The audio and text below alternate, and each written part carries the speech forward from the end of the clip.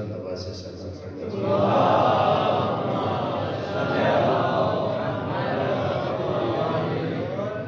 اس علمی مرکز کے معاونین مدرسین جو آج اس دنیا میں نہیں ہیں، اپنے اپنے مرحومین خدمت دین کرنے والے جو آج اس دنیا میں نہیں ہیں اور جن کے عہدے لگائے ہوئے تناور درخت بن چکے ہیں، ان سب کی ارواح کی شادمانی کے لیے اردو کے سلوات کر دیجیے۔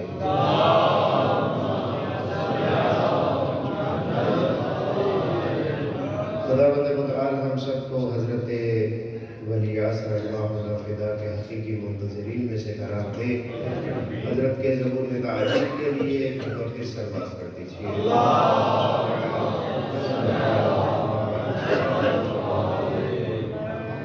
سب سے پہلے تو آپ مبارکباد کے مستحق ہیں کہ ویسے تو ہمیشہ سے یہ درسگاہ ایک ممتاز حیثیت رکھتی ہے پاکستان کی دینی درسگاہوں میں، اور جو پورے پاکستان کی سطح پر امتحانات ہوتے ہیں اس میں بھی صف اول میں ہمیشہ یہ درسگاہ نظر آتی ہے۔ وہاں پر جہاں علماء کی خدمات ہیں وہیں پر ان کی تربیت کا ایک بہت بڑا حصہ شامل ہے، اور یہ سلسلہ بڑھتے بڑھتے حوزہ علمیہ اور نجف تک پھیلا ہوا ہے، اور یہاں پر آپ دیکھ بھی رہے ہیں کہ اسی درسگاہ کے 2 سپوت اس سال جو ہے وہ ممتاز حیثیت میں حوزہ علمیہ نجف میں پوری دنیا کے سامنے آئے ہیں۔ خداوند متعال ان سب کی توفیقات خیر میں اضافہ فرمائے اور انہیں بہترین اپنے اساتذہ کا جانشین بننے کی توفیق عنایت فرمائے۔ خداوند متعال ہم سب کو دین مبین کا حقیقی معنی میں خدمت گزار بننے، دین کو سمجھنے والوں میں سے اور دین کو پھیلانے والوں میں سے قرار دے۔ ایک مرتبہ پھر بلند آواز سے صلوات کر دیجیے۔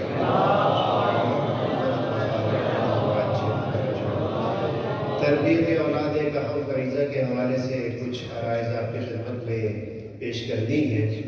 خداوند متعال نے حضرت انسان کی تخلیق کے ساتھ ہی اس سلسلے کو جاری و ساری رکھا، اور خداوند متعال نے اس تعلیم اور تربیت کو اتنا اہم قرار دیا کہ خداوند متعال نے اس کے معلمین کا انتخاب بھی خود کیا، اور پھر اسے بڑھ کر خداوند متعال نے پہلے معلمین کو بھیجا اور پھر اس کے بعد آئین نامہ بھیجا۔ حضرت آدم علیہ وعلی نبینا صلی اللہ علیہ وسلم پہلے تشریف لائے، آپ کی پھر اولاد ہوئی اس دنیا میں، پھر اس اولاد کی تربیت کی، یہاں سے چلتے چلتے آپ حضرت نوح تک آ جائیں، وہاں پر بھی حضرت نوح پہلے ہیں، ان کی ذاتی عمل جو ہے وہ پوری دنیا کے سامنے ہے، اور پھر شریعت کے کچھ حصے جو ہیں ان کی زندگی میں اس سے انسان روشناس ہوتا ہے۔ اسی طریقے سے حضرت داؤد، حضرت ابراہیم، حضرت موسیٰ، حضرت عیسیٰ کہ جن کے ساتھ شریعت کے بہت سے قوانین خداوند متعال نے بھیجے، لیکن ان سب میں آپ جانتے ہیں کہ معلم پہلے آیا ہے، قانون بعد میں آیا ہے، اور اس سے بہتر آپ یقیناً روشناس ہیں، آپ کے اذہان عالیہ میں یہ بات محفوظ ہے کہ حضرت انسان اور عالمین کی تربیت کے لیے جس ہستی کو بھیجا وہ ہستی بھی 40 سال تک دنیا کے سامنے موجود رہی، اپنے عمل کے ذریعے سے اس نے دنیا کو یہ منوایا کہ میں صادق بھی ہوں، امین بھی ہوں۔ 40 سال کے بعد خداوند متعال نے آئین بھیجنا شروع کیا۔ پہلے احکام موجود تھے لیکن وہ گزشتہ انبیاء کی شریعتوں کا ایک مجموعہ تھے، لیکن جو اسلام کی صورت میں آئین شروع ہوا وہ ماہ رجب میں، جب رسول اللہ 40 سال گزار چکے تھے اپنی زندگی کے، اس وقت شروع ہوا، اور پھر یہ سلسلہ 23 سال تک جاری و ساری رہا۔ معلم پہلے ہے، نصاب بعد میں ہے، استاد پہلے ہے، کتاب بعد میں ہے۔ گویا کہ معلوم یہ ہوا کہ اللہ کے ہاں بھی پہلے استاد کو دکھایا جاتا ہے، اسے منوایا جاتا ہے، اس کے بعد تعلیم و تعلم کا سلسلہ شروع ہوتا ہے۔ اللہ کے رسول نے جب پہلی مرتبہ اعلان کیا کہ مجھ پر وحی آئی ہے اور پھر لوگوں سے کہا کہ آپ لا الہ الا اللہ کی تلاوت کرو تفلحو، تم فلاح پا جاؤ گے، اس موقع پر بھی اللہ کے رسول نے پہلے اپنی بات کی کہ مجھے تم سب صادق اور امین مانتے ہو، تو سب نے قالوا بلا کہتے ہوئے اس بات کی تائید کی۔ اور پھر یہ سلسلہ دلچسپ بات یہ ہے کہ چلتا رہا، ایسا نہیں ہے کہ انہوں نے صادق اور امین ماننا چھوڑ دیا تھا، صادق اور امین مانتے تھے، رسول اللہ کی بات نہیں مانتے تھے۔ اب یہ فرق آ گیا تھا، چونکہ کچھ تو مسلمان ہو گئے لیکن زیادہ لوگ مکی زندگی میں مسلمان نہیں ہوئے تھے، اور پھر جب اللہ کے رسول نے مکہ کو چھوڑا تو اس وقت آپ جانتے ہیں کہ حضرت امیر المؤمنین کے حوالے امانتیں کر کے گئے کہ یہ آپ نے مکہ والوں کو واپس کرنی ہے۔ وہ کس کی امانتیں تھیں؟ ظاہر کفار و مشرکین کی امانتیں تھیں۔ اس کا مطلب یہ ہے کہ 13 سال آئین کے آنے کے بعد اور اپنا منصوبہ بتلانے کے بعد اور لوگوں کے قبول نہ کرنے کے باوجود بھی لوگوں نے آپ کو صادق اور امین سمجھتے رہے اور ان کا عقیدہ یہ ثابت رہا۔ یہ مسلمان تھے بعد میں جنہوں نے اس طریقے سے رسول اللہ کی صداقت اور امانت کے اوپر شک کرنا شروع کر دیا، وگرنہ انہوں نے نہیں کیا تھا۔ اگر وہ کرتے تو اپنی امانتیں رسول اللہ سے واپس لے لیتے، انہوں نے واپس نہیں لی تھی۔ تو یہاں تک بتلانے کا مقصد یہ تھا کہ سب سے پہلے جس نے تربیت کرنی ہے اسے اپنی تربیت کرنی ہے، پہلے اپنے آپ کو پیش کرنا ہے، پہلے اپنے آپ کو منوانا ہے، اور پھر اس کے بعد دوسروں تک بات پہنچانی ہے۔ یہی وجہ ہے کہ ائمہ خدا علیہ الصلوۃ والسلام کی احادیث میں ہمیں کثرت سے یہ ملتا ہے کہ تم اگر کوئی تربیت کرنا چاہتے ہو، اگر کسی کو اخلاق سکھانا چاہتے ہو تو زبان کی بجائے اپنے عمل کے ذریعے سے سکھلاؤ۔ یہ پہلا حصہ ہو گیا۔ اب اللہ کے رسول کو خداوند متعال نے بھیجا کہ وہ کتاب و حکمت کی تعلیم دے، وہ آیات کی تلاوت کرے۔ اللہ کے رسول کے لیے لفظ تلاوت استعمال کیا گیا، لفظ قراءت استعمال نہیں کیا گیا۔ تلاوت ہم عموماً لیتے ہیں، قرآن مجید کو کھول لیا اور پڑھنا شروع کر دیا، جیسے ابھی ماہ مبارک رمضان آ رہا ہے تو اس میں عموماً پڑھا جاتا ہے۔ یہ قراءت ہے، یہ تلاوت نہیں ہے، اسے قراءت کہتے ہیں، یہ تلاوت نہیں ہے۔ بہرحال وہ اس وقت آیہ مجیدہ مورد بحث نہیں ہے۔ مورد بحث یہ ہے تربیت اولاد۔ خداوند متعال نے ابتدا سے تربیت کے پہلو کو سب سے پہلے رکھا۔ پھر آپ قرآن مجید کو دیکھ لیجئے، حضرت زکریا کو دیکھ لیجئے، حضرت ابراہیم کو دیکھ لیجئے کہ وہ ہستیاں بھی قرآن مجید میں خداوند متعال سے جب اولاد مانگتی ہیں تو ساتھ ہی ساتھ قرۃ اعین جیسے الفاظ کو بھی استعمال کرتی ہیں، ان کی تربیت کی بات کرتی ہیں۔ اس کا مطلب یہ ہے کہ انبیاء کے ہاں بھی جو سب سے اہم چیز ہوتی تھی وہ تربیت ہوتی تھی۔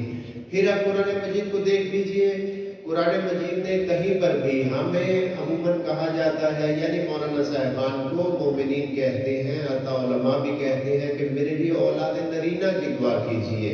نرینہ یعنی نر، یعنی بیٹے کی دعا کیجئے، بیٹی کی کم ہی کہا جاتا ہے، بیٹے کی دعا کیجئے۔ لیکن قرآن مجید میں کسی بھی نبی نے بیٹے کی دعا نہیں کی۔ قرآن مجید میں دعا جو ہے وہ صالح اولاد کی دعا ہے۔ اولاد ہو لیکن صالح ہو، جو باپ کے لیے باعث عزت و شرف و فخر بنے، یہ دعا ہے۔ اور بچے کی دعا بیٹے کی یا بیٹی کی دعا نہیں ہے، بلکہ صالح اولاد کی دعا ہے۔ اب جب صالح اولاد کی دعا ہے تو ایسا نہیں ہے کہ خداوند متعال نے ایک سانچے میں ڈھال کر اس بچے کو دے دینا ہے۔ ہاں توفیق اسی کی طرف سے ہونی ہے، لیکن اس کی تربیت میں والدین کا حصہ ہے، اور اس کے معلم چاہے استاد ہو الگ سے یا اس کے والدین ہی اس کے معلم بن جائے وہ ہو، ان کا حصہ ہے۔ اب اگلے مرحلے میں جب ہم تربیت کی بات کرتے ہیں تو عموماً ان کے اخلاق کی بات کرتے ہیں، اولاد کے اخلاق کی معمولاً بات کی جاتی ہے۔ جبکہ شریعت مقدسہ نے اس میں وسیع تر بات کی ہے۔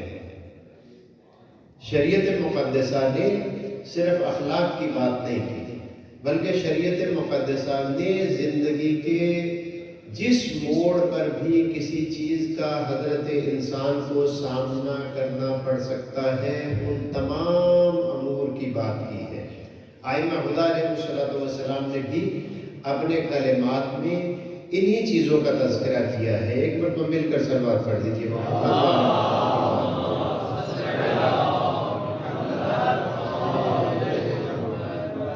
ہم جب دیکھتے ہیں تو وہاں پر ہم جب تربیت کی بات کرتے ہیں تو ہماری مراد تربیت اسلامی ہوتی ہے، یعنی اسلام کے سانچے میں اولاد کو ڈھالنے کی کوشش کرنا، جو اس زمانے میں بہت کم ہوتا جا رہا ہے۔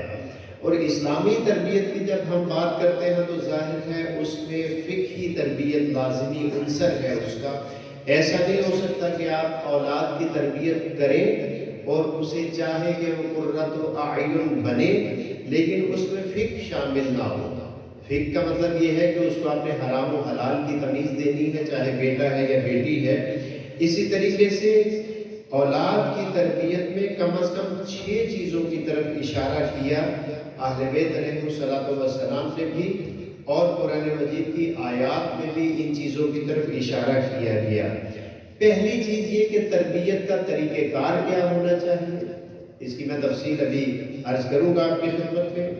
دوسری چیز، اولاد کی طرف والدین کی نگاہ کس طریقے سے ہونی چاہیے۔ آیا مساوات کی بنیاد پر ہونی چاہیے یا عدل کی بنیاد پر ہونی چاہیے یا ذاتی ناپسند اور پسند کی بنیاد پر ہونی چاہیے؟ اسلام کیا کہتا ہے؟ اسی طریقے سے اسلام نے بہت زیادہ مشورت کے پہلو کو رکھا ہے۔ اولاد کی تربیت میں اپنی زوجہ سے اور زوجہ کا اپنے شوہر سے مشورہ کرنا، اور تربیتی پہلوؤں میں اولاد کے ساتھ مشورہ کرنا، یہ تربیت کا ایک اہم عنصر ہے جسے اسلام نے باقاعدہ طور پر تربیت میں لازمی قرار دیا ہے۔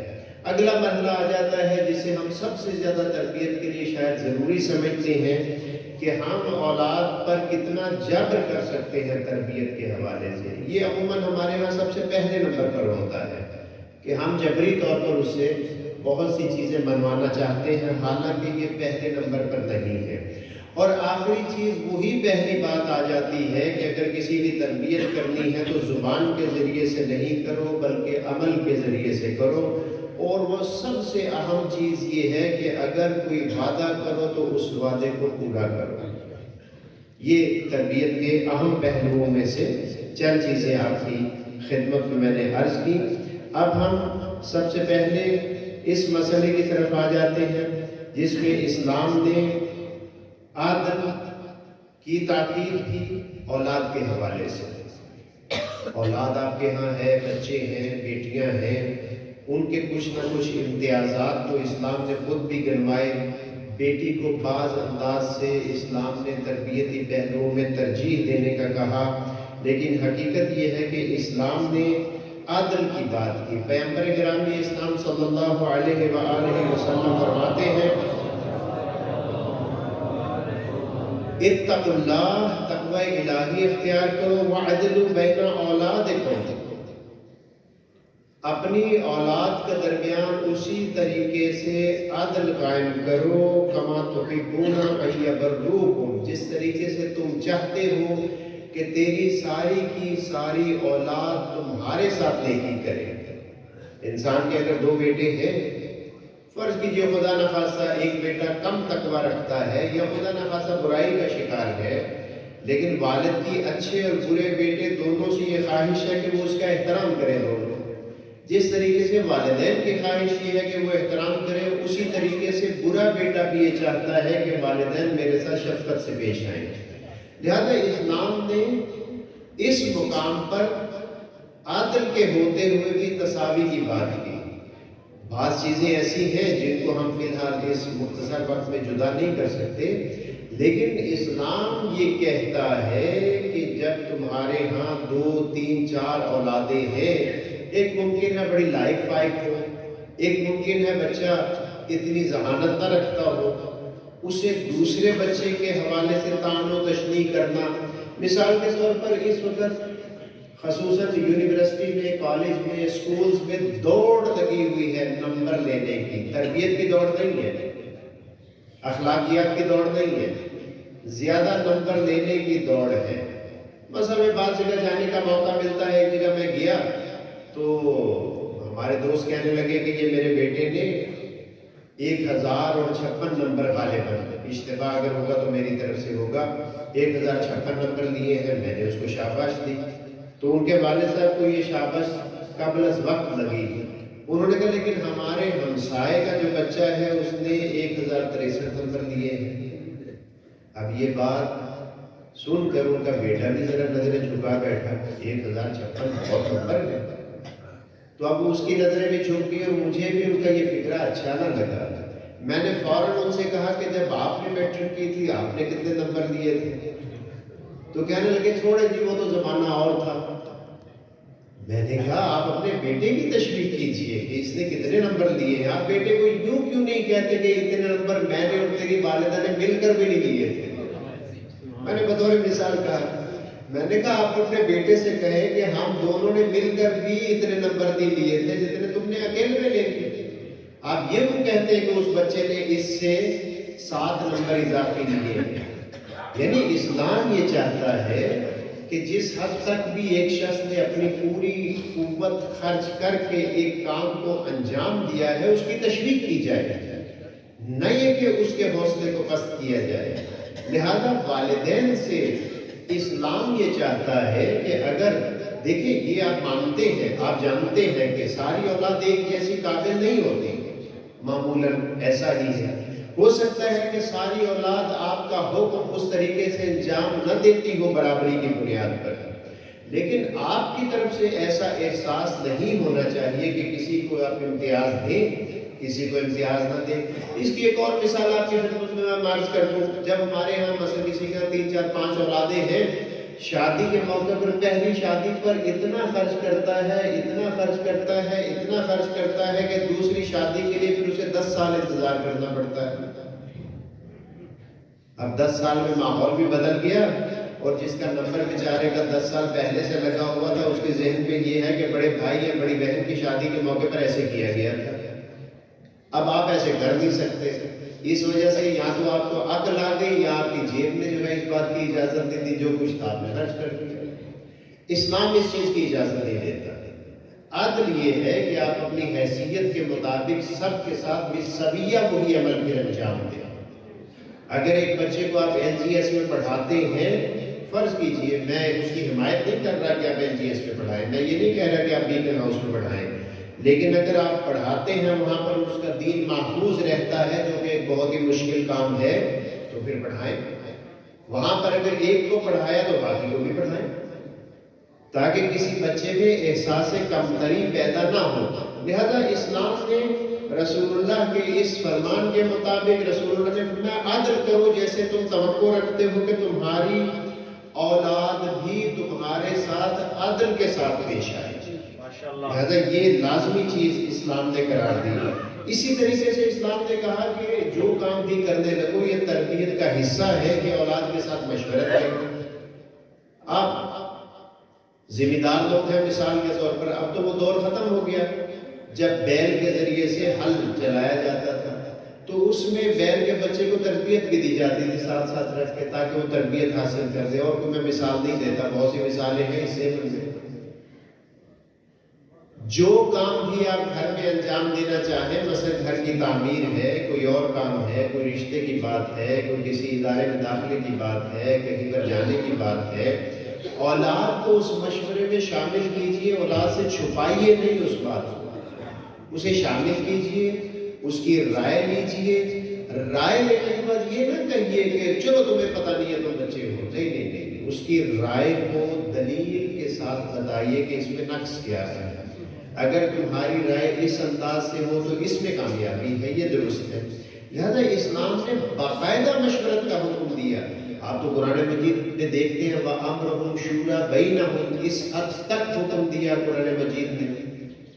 کہ جو عوامر ہیں مسلمانوں کے ان میں بھی مشورت کی جائے تاکہ مسلمانوں کی تربیت ہو سکے۔ اولاد کی تربیت میں بہترین پہلو یہ ہے کہ آپ اس کے ساتھ مشورت کریں تاکہ وہ اپنی عملی زندگی میں جب کوئی اقدام کرنا چاہے تو وہ آپ کے ساتھ بھی مشورت کرے، آپ سے مخفی کوئی ایسا کام نہ کر لے کہ جو بعد میں نقصان کا باعث ہو۔ لہذا اسلام نے اس چیز کو بہت زیادہ اہمیت دی کہ مشورہ اولاد کے ساتھ ہونا چاہیے۔ ہمارے ہاں عموماً اس چیز کو زیادہ اہمیت نہیں دی جاتی۔ ہر علاقے کا اپنا مزاج ہے۔ میں کسی علاقے کے متعلق کوئی نام لے کر اس کے مزاج کی بات نہیں کرتا، آپ بھی بہت سے علاقوں کے مزاج کو جانتے ہیں۔ مثلا ہمارے بعض علاقوں میں گناہ سمجھا جاتا ہے عورت سے مشورہ کرنا، باقاعدہ گناہ سمجھا جاتا ہے۔ اولاد سے پوچھنا، بالخصوص بیٹی سے پوچھنا گناہ سمجھا جاتا ہے، جبکہ اللہ کے رسول نے جب اپنی بضعہ جناب فاطمہ الزہرا سلام اللہ علیہا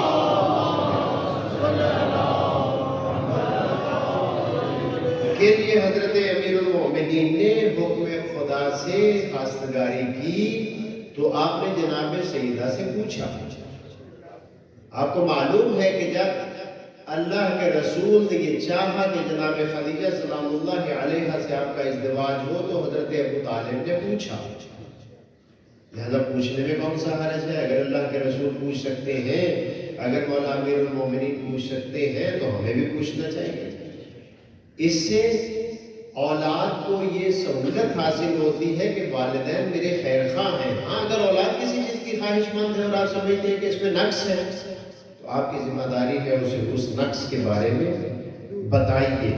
تو بس آپ یہ نہیں کر سکتے کہ اپنی مرضی کے مطابق اولاد کو ڈھال لیں۔ ہو سکتا ہے آپ کا سخت مزاج ہو، اولاد کا ایسا مزاج نہ ہو، ماں نرم مزاج ہو اور انہوں نے ننہال سے نرمی لے لی ہو۔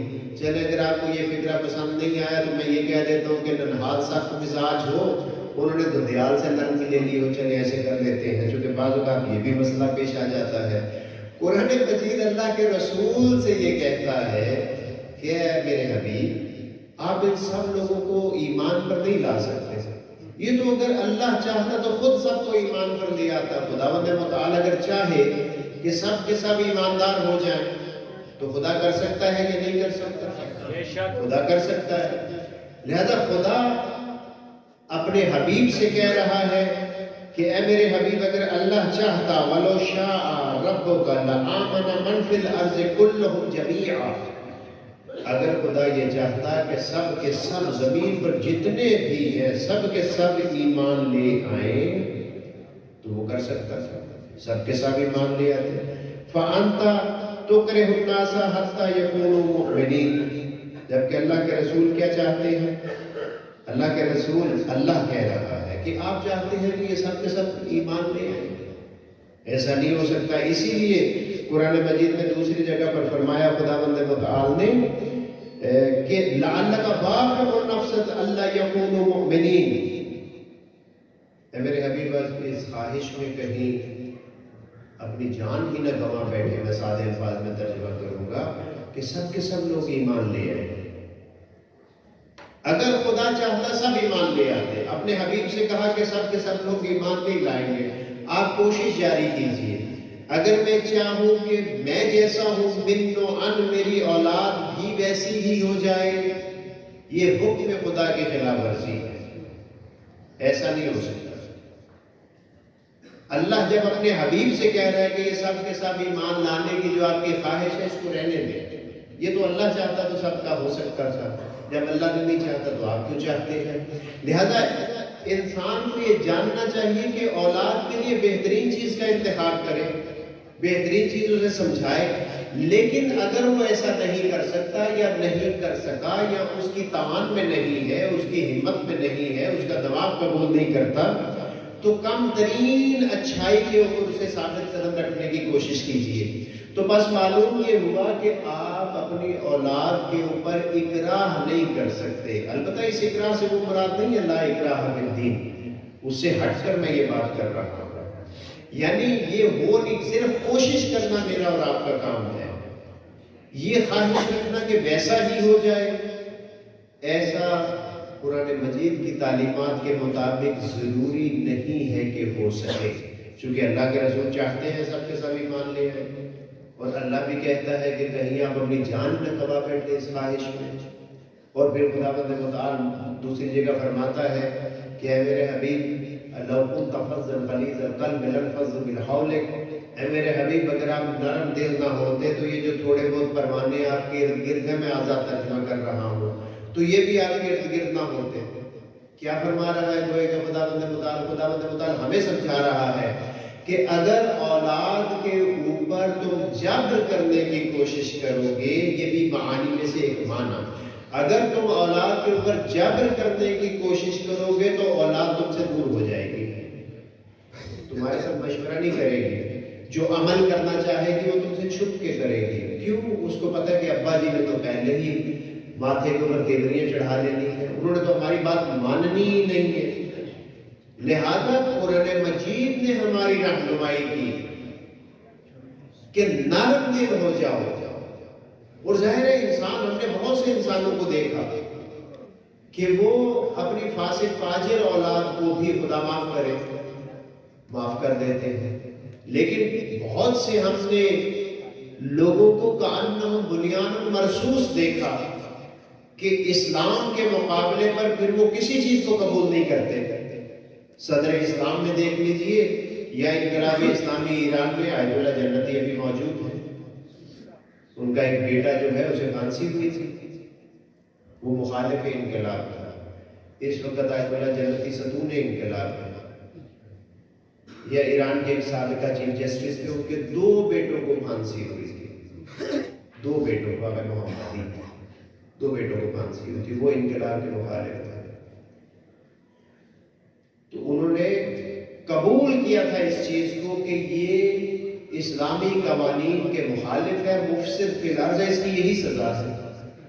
ایسا کوئی ہو سکتا ہے، اللہ اکبر، ایسا کوئی شخص ہو سکتا ہے، ہر شخص ایسا نہیں ہو سکتا کہ وہ اسلام کی خاطر، جیسا صدر اسلام میں ہوتا تھا بعض افراد کا، آپ صدر اسلام میں دیکھ لیجئے جو رسول اللہ کی زندگی میں لوگوں نے کینے کو پالا، اس کی وجہ یہ تھی کہ ان کی خواہش کے خلاف رسول اللہ نے کام کیا، رسول اللہ نے اور امیر المومنین نے اللہ کے حکم کے تحت کام کیا، لیکن ان کی یہ خواہش نہیں تھی۔ کسی کا باپ مارا گیا، جیسے کہ امیر المومنین نے خط میں لکھتے ہیں کہ ہم نے تمہارے فلاں بندے کو قتل کیا، وہی تلوار میرے پاس موجود ہے۔ تو یہ کہنے کا مقصد یہ ہے کہ ہم اپنی مرضی سے کسی کو اس سانچے میں نہیں ڈھال سکتے جو سانچہ ہم نے بنا لیا ہے۔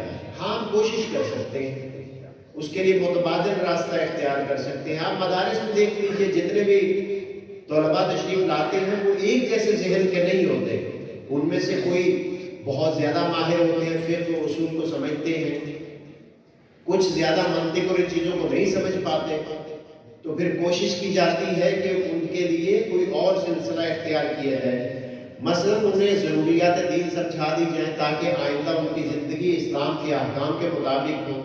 مثال کے طور پر ان کی قراءت وغیرہ پر زیادہ کام کیا جائے تاکہ وہ معاشرے میں جا کر امام جماعت بن سکے، لوگوں کی رہنمائی کر سکے، وہ اعلیٰ حاضر قیاس۔ لہذا مدرسے میں آنے والا، اسکول میں آنے والا، یونیورسٹی میں آنے والا ہر شخص وہ نہیں بن سکتا جس مقصد کے لیے وہ آتا ہے۔ لہذا یاد رکھیے، آپ اولاد کو اپنی خواہش کے مطابق نہیں بنا سکتے۔ اس وقت دوڑ لگی ہوئی ہے اولاد کو ڈاکٹر بنانے کی۔ قرآن مجید میں کوئی ایک آیت دکھا دیجئے جس میں خداوند متعال نے کہا ہو کہ اپنے بیٹے کو ڈاکٹر ہی بنانا ہے، لیکن ہر صورت میں زمینیں بیچ کر گناہ کر کے ہر طریقے سے انسان جو ہے وہ اپنی اولاد کو ڈاکٹر بنانا چاہتا ہے۔ لہذا یاد رکھیے، جبر و اکراہ تربیت میں نہیں ہے۔ کیوں؟ اس لیے کہ خداوند متعال نے بھی اس کا حکم نہیں دیا، اپنے حبیب کو بھی بتایا کہ اس طریقے سے تربیت نہیں ہو سکتی۔ معلم انسانیت ہے اللہ کے رسول، معلم انسانیت ہے، اور بہت سی چیزوں کے سے اللہ کے رسول کو روکا، اللہ کے رسول کو گویا کہ نہیں روکا۔ میرا عقیدہ یہ ہے کہ ہمیں روکا کہ بعض لوگ جسارت میں اتنے بڑھ جاتے ہیں کہ آپ جو کچھ مرضی کر لیں، اللہ کی ذات انہیں چھوڑنے والی نہیں ہے۔ اب اللہ کے حبیب اللہ سے جو چاہے ما تشاءون الا یشاء اللہ، وہ جو ہی چاہتے ہیں جو اللہ چاہتا ہے، لیکن قرآن مجید میں فرماتا ہے استغفرت لهم ام لم تستغفر لهم لن يستغفر اللہ لهم، آپ ان کے لیے استغفار کریں یا نہ کریں، اللہ انہیں نہیں بخشے گا۔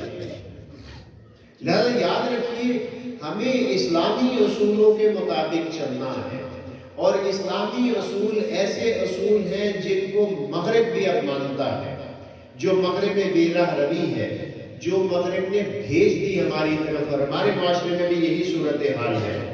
یہ اسلام سے دوری کا نتیجہ ہے۔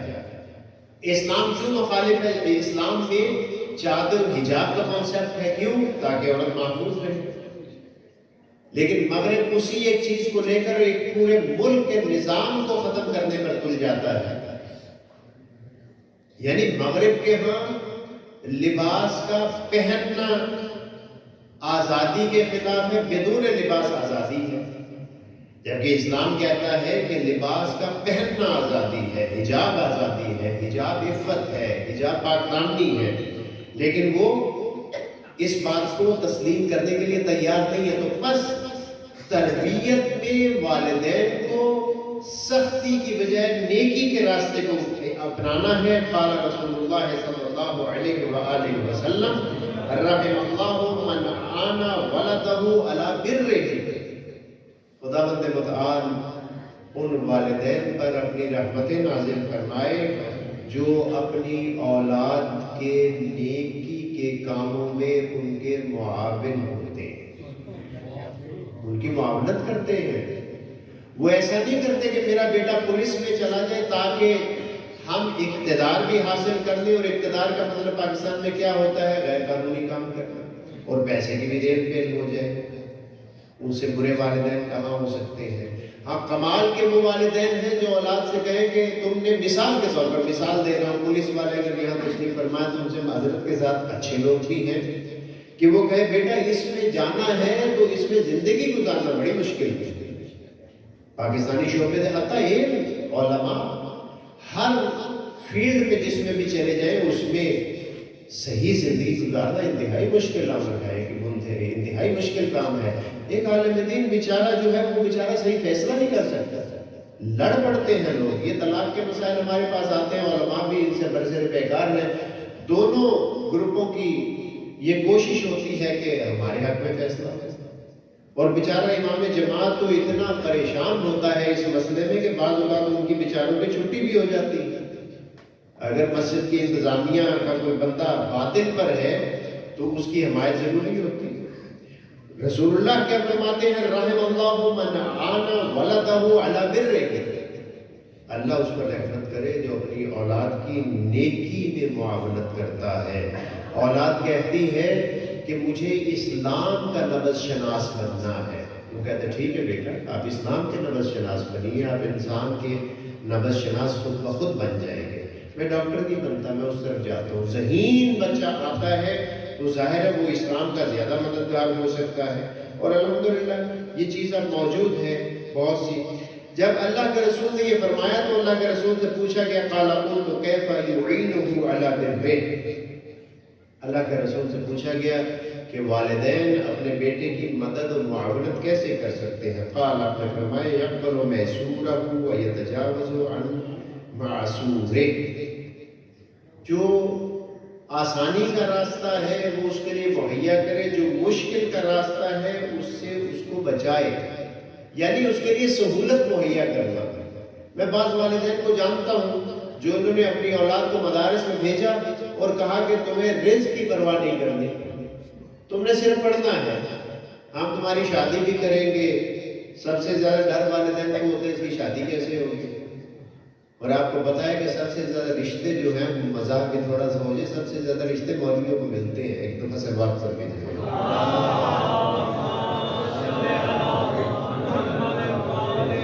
البتہ کسی مولانا نے دل جڑے تھے، انہوں نے کہا تسی مولوی بن کے بھی دیکھ لو، ایک دفعہ پھر سے بات کر لیجیے۔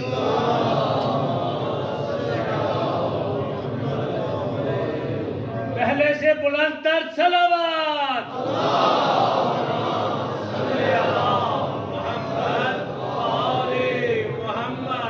یہ بات ہو گئی جبر و اکراہ کے حوالے سے۔ وفا، وعدے کا پورا کرنا، یہ زندگی کے ہر پہلو کو گھیرے ہوئے ہے۔ اسلام نے کہا کہ جب آپ گھر میں آؤ اور گھر میں بچے ہیں تو ان کے لیے کچھ نہ کچھ لے کر آؤ، اور پھر جب لے کر آؤ تو گھر میں اگر بیٹی ہے تو بیٹی کو پہلے دو، بیٹے کو بعد میں دو، چونکہ جو بیٹیوں والے ہیں اور بیٹے بھی ان کے پاس ہیں، خدا متعال سب کو اور ان کی اولادوں کو سلامت رکھے، وہ جانتے ہیں جب آپ گھر میں داخل ہوتے ہیں تو بیٹی کا ری ایکشن کچھ اور ہوتا ہے، بیٹے کا کچھ اور ہوتا ہے جب گھر میں داخل ہوتے ہیں۔ لہٰذا قرآن مجید نے بھی اسی طرف اشارہ کیا، قرآن اور آئمہ خدا نے بھی اسی طرف اشارہ کیا۔ حضرت امام موسیٰ کاظم علیہ السلام سے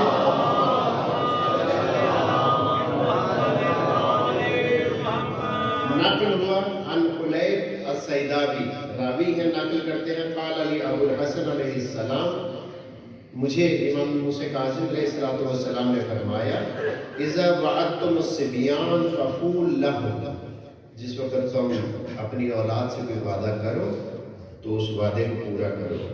فَإِنَّهُمْ يَرَوْنَ أَنَّكُمُ الَّذِينَ تَرْزُقُونَهُمْ، کیوں؟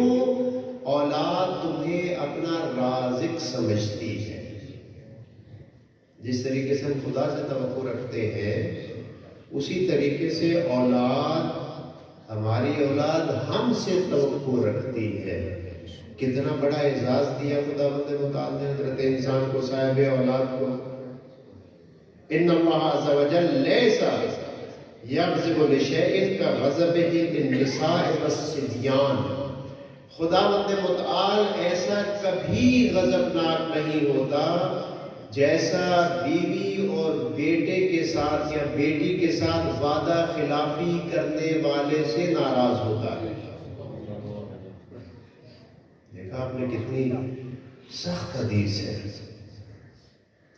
کہ زوجہ کو بس کر سکتا ہے لیکن بس میٹھی باتوں سے جو ہے وہ ٹالے رکھنا، باہر گیا اور کہا میں ادھر ہو گیا، ادھر ہو گیا، یہ ہو گیا، وہ ہو گیا، میں نہیں لا سکا۔ اولاد کو وعدہ کر کے گیا، وعدہ کر دیا پھر نہیں کیا۔ لہذا اولاد کی تربیت میں ایک پہلو جس سے کسی بھی صورت میں پہلو تہی نہیں کی جا سکتی، جسے کسی بھی صورت میں فراموش نہیں کیا جا سکتا، جس میں کسی بھی صورت میں سستی نہیں کی جا سکتی، وہ وعدے کی وفا ہے۔ ویسے بھی قرآن مجید نے کہا کہ مومنین جو ہے اوفوا بالعقود، جو عقد کرتے ہیں، جو معاملہ کرتے ہیں، اس میں صاحب وفا ہوتے ہیں۔ اور آپ تو ماشاءاللہ اس بات پر فخر کرتے ہیں کہ شہنشاہ وفا بھی مکتب تشیع کو حاصل ہے۔ آپ اسی بات کی تو تذکرہ کرتے ہیں، کربلا میں جو عروج پر وفا نظر آتی ہے وہ اس ہستی کے متعلق نظر آتی ہے جن سے آپ سب محبت کرتے ہیں۔ قرآن مجید نے بھی وفا کی بات کی، آئمہ خدا علیہ السلام نے اولاد اور بیویوں کے حوالے سے وفا کی بات کی کہ اگر تم نے کوئی وعدہ کیا ہے تو پھر اس وعدے کو پورا کرو۔ اگر کچھ کہہ کر گئے ہو میں آپ کے لیے فلاں چیز لے کر آؤں گا، فلاں چیز لاؤں گا، فلاں چیز لے کر دوں گا، تو پھر اس چیز کو پورا کرو۔ اور جب انسان ممکن ہے نہ پورا کر سکتا ہو، لیکن جب انسان اس کا ارادہ کرتا ہے تو خدا متعال اس کے لیے راستہ خود بناتا ہے۔ حسنین شریفین علیہ السلام نے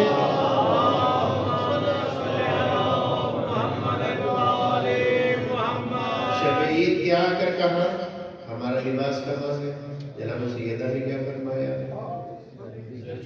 درزی کے پاس۔ کبھی آپ نے توجہ کی اس بات پر؟ اس میں کوئی شک نہیں ہے، صدیقہ طاہرہ ہے۔ انہوں نے اس چیز کی اطلاع دی جو واقع تھی۔ اللہ اکبر! ایسا نہیں ہے کہ ہماری طرح کہہ دیا تھا نعوذ باللہ، ہم کہاں، جناب سیدہ کہاں، تو میں درزی کے پاس ہے۔ بس وہ جو خواہش کا اور جواب کے درمیان کا ایک لحظہ تھا، اسی عرصے میں خدا متعال نے گویا کہ جناب سیدہ کو مطلع کر دیا۔ یہ جواب جناب سیدہ کا نہیں تھا، یہ خدا کا جواب تھا۔ اللہ اکبر! اللہ اکبر! محدثہ ہے، یعنی خدا متعال بھی اسے کہتے ہیں جس سے خداوند متعال حدث کرے۔ اگر جناب خدیجہ سلام اللہ علیہا سے گفتگو ہو سکتی ہے، اگر جناب خدیجہ سلام اللہ علیہا کو سلام بھیجا جا سکتا ہے، تو جناب سیدہ تو بیٹی اپنی جگہ ہے، لیکن رتبے کے اعتبار سے سیدہ تو نساء العالمین ہے۔ وہاں دیکھیے جیسے ہی خواہش ہے لباس کی، ساتھ ہی جواب ہے، اور اس کے درمیانی جس لحظے کا ایک تصور آپ کر سکتے ہیں، اس کا تصور کرنا ہوگا۔ جو ایک تصور ہے درمیان میں، سیکنڈ سے بھی شاید ہزارواں حصہ، اسی حصے میں سارا تغیر تبدل ہو گیا۔ جب جناب سیدہ فرما رہی تھی اس وقت یہ ہو چکا تھا، وہ خواہش پوری ہو چکی تھی، اور جناب سیدہ کو پتہ چل چکا تھا کہ درزی کے پاس ہے، صدیق طاہرہ ہے۔ تو وہ وہاں سے بھی ہمیں تربیت ملتی ہے کہ جو بات کہو اسے پھر پورا کرو۔ اسی وجہ سے تھا کہ پھر جناب جبرائیل نے آ کر یہ نہیں کہا تھا کہ میں امین مریم خدا آیا، میں حسنین کا۔ کیوں کہا؟ کیونکہ جناب سیدہ نے فرمایا تھا درزی کے پاس۔ اگر جناب سیدہ فرماتی گئی جبرائیل لے کر آ رہا ہے، تو جبرائیل کہتا میں جبرائیل ہوں، لے کر آ گیا۔ فرمایا تھا درزی کے پاس ہے، تو جیسے جناب سیدہ نے درزی قرار دیا، تو پھر خدا نے بھی کہا کہ اب تمہیں درزی بن کر ہی جانا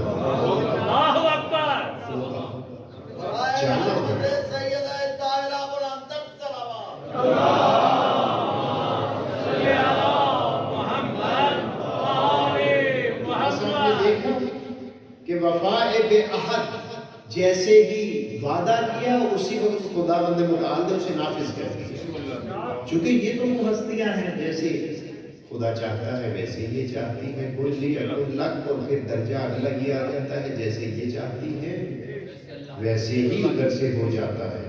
تو بس خداوند متعال اسی لیے تربیت کے حوالے سے کہتا ہے، ائمہ خدا اسی لیے کہتے ہیں کہ پہلے دن سے تربیت کرو۔ ہمارے ہاں عموماً یہ ہوتا ہے کہ چھوٹا ہے بعد میں کر دیں گے۔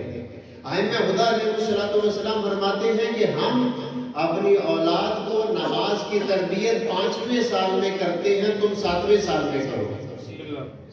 ہم اپنی اولاد کو تاکید روزے کی 7ویں سال میں کرتے ہیں، تم 9ویں سال میں کرو۔ یہ باقاعدہ بتایا، اور پھر 2 سال کا اس میں وقفہ دیا۔ ہم 7ویں سال سے اس کو پابند کرتے ہیں کہ وہ اب نماز پڑھے، ہم 9ویں سال سے اس کو پابند کرتے ہیں کہ اب وہ روزہ رکھے۔ کیوں؟ اس لیے کہ خود فرمایا ہے کہ خدا نے بچپن میں جو چیز سکھائی جاتی ہے وہ پتھر کے اوپر لکیر کی مانند ہوتی ہے، لہذا اس چیز کا انتظار نہیں کرنا چاہیے۔ جیسے ہمارے یہاں عموماً ہوتا ہے داڑھی بچہ رکھ لے گا، اس کی طرح شادی ہو جائے۔ اب تو الحمدللہ بہت اچھا زمانہ آ گیا ہے، عموماً نوجوانوں کی داڑیاں ہوتی ہیں، بڑی خوبصورت چہرے ہوتے ہیں، سنت نبوی ان کے چہرے پر نظر آتی ہے۔ ہاں ان کے والد کی نہیں ہوتی، بہت سی جگہ پر ایسا دیکھنے میں آتا ہے۔ بہت سے اب جو ہے یہ سلسلہ الحمدللہ یہ اچھائی کی طرف گامزن ہے۔ تو بس معلوم یہ ہوا کہ تربیت پہلے ہی دن سے کرنی ہے۔ اسی وجہ سے علماء بھی فرماتے ہیں، احادیث میں بھی ہے، علماء اور سائنسدان بھی حتیٰ یہی بات کرتے ہیں کہ وہ تربیت جو ہے وہ حتیٰ پیدائش سے بھی پہلے شروع ہوتی ہے۔ البتہ بعض جگہ پر تو ہے کہ جب ماں کا انتخاب کیا جائے تو اس وقت اس کو دیکھا جائے کہ اس کا بیک گراؤنڈ کیا ہے۔ اسی طریقے سے آپ دیکھتے ہیں صاحب تفسیر نمونہ میں نے بھی تفسیر نمونہ میں لکھا کہ تجربہ کیا گیا ماؤں پر، جو بچے ماں کے بائیں طرف لٹائے گئے تھے، دل بائیں طرف ہوتا ہے، وہ بچے جلدی سے سو جاتے تھے اور آرام حاصل کرتے تھے۔ جو ماؤں کے دائیں طرف لٹائے گئے وہ دیر سے سوتے تھے اور بے قرار رہتے تھے۔ گویا کہ خداوند متعال نے ماں کے دل کی دھڑکن میں بھی بیٹے کے لیے قرار رکھا ہے، اور اگر اسی ماں کا دل الا بذکر اللہ تطمئن القلوب کے منزل پر ہو، سمجھ رہے ہیں آپ؟ ماشاءاللہ، اگر وہ ماں باوضو بھی ہو اور ذکر الہی بھی کر رہی ہو، جیسا کہ بڑا اچھا ماحول الحمدللہ ہوتا جا رہا ہے، تو وہ صرف پھر دھڑکن نہیں ہوگی بلکہ اس میں الہی صدا بھی ہوگی، تو یہیں سے وہ تربیت ہوگی، دونوں قسم کی تربیت شروع ہوگی۔ دودھ کے پلانے کے حوالے سے نہیں، اول روز سے اسلام نے تربیت کی بات کی۔ ایسا نہیں ہے کہ 10 سال کا ہو جائے، 15 سال کا ہو جائے، 20 سال کا ہو جائے، اس کی شادی ہو جائے، اس کی نوکری لگ جائے پھر اس کی تربیت کریں گے، نہیں۔ اسلام نے کہا کہ اگر اس سن میں تربیت کرتے ہو تو ایسے ہی ہے جیسے پانی کے اوپر لکیر لگانا، اور ظاہر ہے پانی کے اوپر لکیر نہیں لگائی جا سکتی۔ وہ باکمال و باشرف لوگ ہوتے ہیں جو بڑھاپے میں ظاہر ہوتے ہیں، کوشش ان کی پہلے ہوتی ہے۔ ایسا نہیں ہے کہ جناب سلمان فارسی 250 سال کے ہونے کے بعد اسلام لے کر آئے تھے، وہ پہلے ہی دن سے اسلام کی تلاش میں تھے، اور انہوں نے زندگی میں کبھی بھی غیر خدا کے آگے اپنی پیشانی نہیں جھکائی تھی۔ اگر ایسا ہوتا تو رسول اللہ کبھی نہ فرماتے السلام منا اہل البیت، کبھی نہ فرماتے۔ کیوں؟ لا ینال عہد الظالمین، یہ منا اہل البیت امامت کے قریب تر ہے، امامت نہیں ہے، ہر ایک کے لیے امامت نہیں ہے، لیکن امامت کے قریب تر ہے۔ سلمان فارسی نے زندگی میں کبھی بھی غیر خدا کے آگے پیشانی نہیں جھکائی تھی۔ جب بعض احادیث میں ایسی چیزیں ملتی ہیں تو ائمہ خدا نے فرمایا سلمان فارسی کی کیفیت وہی تھی جو حضرت ابراہیم کی کیفیت تھی۔ حضرت ابراہیم کہتے تھے اچھا یہ ستارہ خدا ہے، پھر کہا جب وہ غروب ہو گیا، کہا وہ تو غروب نہیں ہوتا، یہ چاند ہے، یہ سورج ہے۔ اس طریقے سے استدلال فرماتے تھے۔ لہٰذا وہ ہستیاں ان چیزوں سے بالاتر ہیں، نمبر 1۔ نمبر 2، ان کو موقع ہی اس سن میں ملا، اور نمبر 3 آپ دیکھ لیجئے جو ائمہ خدا علیہ السلام کے چاہنے والے تھے ان میں سے اکثریت بوڑھے افراد کی تھی۔ کربلا میں بھی آپ دیکھ لیجئے سید الشہداء نے کسی جوان کو خط نہیں لکھا، حبیب کو خط لکھا۔ کربلا میں سید الشہداء نے کسی پر اکراہ نہیں کیا، مدینہ سے نکلے تو کہا کہ ہم کس راستے پر نکل رہے ہیں؟ اللہ سے ملاقات کا راستہ ہے، جو شخص اللہ سے ملاقات چاہتا ہے فَلْيَرْحَلْ مَعَنَا، وہ ہمارے ساتھ آئے۔ ایسا نہیں تھا کہ مدینہ میں کہا تم بھی آ جاؤ، تم بھی آ جاؤ، تم نہیں آؤ، تم بھی آ جاؤ، تم بھی آ جاؤ، تم نہیں آؤ، نہیں، ایسا نہیں تھا، بلکہ کہا کہ ہم نکل رہے ہیں، جو اللہ سے ملاقات چاہتا ہے وہ ہمارے ساتھ نکل آئے۔ ہاں یہ نامینیٹ تھے جو ساتھ گئے، بنی ہاشم جو ساتھ گئے وہ نامینیٹ تھے، ان میں کوئی بھی شخص اضافی نہیں تھا۔ ایسا نہیں تھا حضرت علی اصغر اضافی تھے کہ وہ چند دن کے تھے اور ماں کے بغیر رہ نہیں سکتے تھے، نہیں، ایسا نہیں تھا۔ جناب رباب اس لیے نہیں تھی کہ علی اصغر جناب رباب کے بغیر نہیں رہ سکتے تھے، نہیں، جناب رباب نے بھی وہاں پر قاری حسینی و زینبی انجام دینا تھا، حضرت علی اصغر نے بھی وہاں پر رسالت کا فریضہ انجام دینا تھا۔ وہ ان تربیتوں سے بالاتر ہے، لیکن ائمہ خدا علیہ السلام نے ہمیں بتلایا کہ تربیت کیسے کی جاتی ہے۔ 37-36 سالہ حضرت امام حسن مجتبیٰ کو جو وصیت امیر المومنین لکھ رہے ہیں،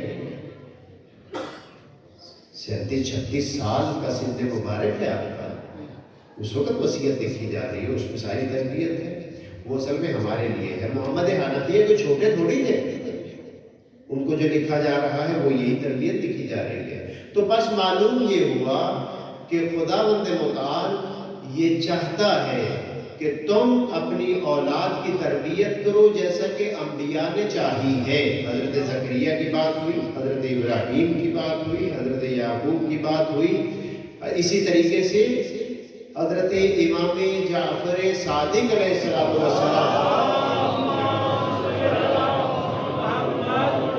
فرماتے ہیں کہ مجھے میرے والد بزرگوار نے ایک موقع پر فرمایا، یعنی ہمارے 5ویں آقا و مولا نے، کہ آپ دیکھتے ہیں اپنے امام بیٹے سے فرمایا آپ دیکھتے ہیں کہ میں اپنی ساری اولاد سے ایک جیسی محبت کرتا ہوں، ان سب کو گود میں بٹھاتا ہوں، زانوں پر بٹھاتا ہوں، ان کا بوسہ لیتا ہوں، اور آپ کو پتہ ہے سب ایک جیسے نہیں ہیں۔ یہ میں اس لیے کرتا ہوں تاکہ اپنے یوسف کو ان بھائیوں سے بچا سکوں۔ سمجھے آپ؟ حضرت یوسف کو حضرت یعقوب بھائیوں سے نہ بچا سکے کہ حضرت یوسف کا ایک لمبا امتحان ہوا۔ امام پنجو فرما رہے ہیں، ناقل امام ششم ہیں، کہ والد بزرگوار نے مجھے فرمایا کہ میں سب بیٹوں کو گود میں بھی بٹھاتا ہوں، ان کا بوسہ بھی لیتا ہوں، تاکہ یہ الفاظ روایت میں لفظ یوسف استعمال نہیں ہوا، تاکہ میں اپنے یوسف کو اس کے بھائیوں سے بچا سکوں، یعنی امام ششم کو ان کے بھائیوں سے محفوظ رکھ سکوں۔ تو بعض اوقات اولاد کی تربیت میں یہ پہلو بھی ہوتا ہے کہ ان کے شر کو کم کیا جا سکے۔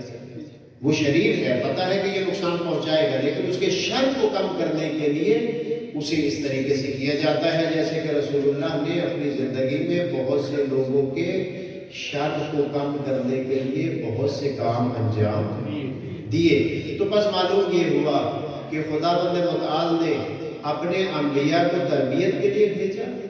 انبیاء نے اس فریضے کو اپنی تمام سے بڑھ کر، اپنی ہمت سے بڑھ کر انجام دیا۔ قرآن مجید نے جا بجا اس کا تذکرہ کیا۔ اللہ کے رسول کا تو فریضہ ہی یہی قرار دیا۔ آیات الہیہ کی تلاوت ہے، تزکیہ ہے، کتاب و حکمت کی تعلیم ہے، اور پھر ساتھ ہی ساتھ تمام ائمہ نے اولاد کی تربیت کے ہر پہلو پر روشنی ڈالی۔ اور یاد رکھیے، جس طریقے سے ہم کالج، اسکول یا یونیورسٹی کے لیے مہینے کی بنیاد پر ہزاروں روپے اپنی اولاد پر خرچ کرتے ہیں، اسی طریقے سے پرانی تعلیمات کے لیے بھی خرچ کیجئے۔ کیوں؟ اس لیے کہ جب ڈاکٹر بن جائے گا وہ گاؤں چھوڑ کے چلا جائے گا، پھر وہ آپ کو نظر نہیں آئے گا۔ جو عالم دین بنے گا وہ جہاں پر بھی ہوگا آپ کی خبر رکھے گا، نمبر ایک۔ دوسرا، آپ کے لیے وہ مغفرت کا باعث بنے گا۔ کیا آپ نے نہیں سنا کہ اللہ کے رسول ایک قبرستان کے قریب سے گزر رہے تھے، فرمایا کہ تیزی سے گزرو، قبر پر عذاب ہو رہا ہے۔ اور پھر واپسی پر آپ نے اپنے ساتھیوں سے فرمایا آؤ ایک قبر پر دعا کرنی ہے، دعا کی، اور پھر فرمایا یہ وہی قبر ہے جس پر پہلے عذاب ہو رہا تھا۔ اس کے بعد اس کی زوجہ اس کے چھوٹے بچے کو لے کر معلم کے پاس گئی ہے اور اسے کہا ہے کہ اسے قرآن کی تعلیم دو۔ بچے نے جیسے ہی پڑھا بسم اللہ الرحمن الرحیم، خداوند متعال نے عذاب کے فرشتوں سے کہا کہ اس کے بیٹے نے مجھے رحمان اور رحیم کہا ہے، اب مجھے شرم آتی ہے کہ میں اس کے اوپر عذاب کروں۔ لہذا اچھی اولاد والدین کے لیے اس دنیا میں بھی باعث عزت و شرف ہے، قبر میں بھی باعث تخفیف عذاب اور باعث درجات ہے، اور آخرت میں بھی اس کی عظمت کا باعث ہے۔ خداوند متعال ہم سب کو اپنی اولاد کی بہترین تربیت کرنے کی توفیق عنایت فرمائے۔ جو علماء کرام، جو اساتذہ کرام زحمات انجام دے رہے ہیں، خداوند متعال ان کی توفیقات خیر میں اضافہ فرمائے۔ یہ الہی راستہ ہے، یہ حضرت صاحب العصر ہمارے زمانے کے امام کے ظہور کا راستہ ہے۔ خداوند متعال ان تمام خدمت گزاروں کو اس راستے پر کامیابیاں اور کامرانیاں عطا فرماتے ہوئے حضرت ولیعصر ارواحنا فدا کے حقیقی منتظرین اور حقیقی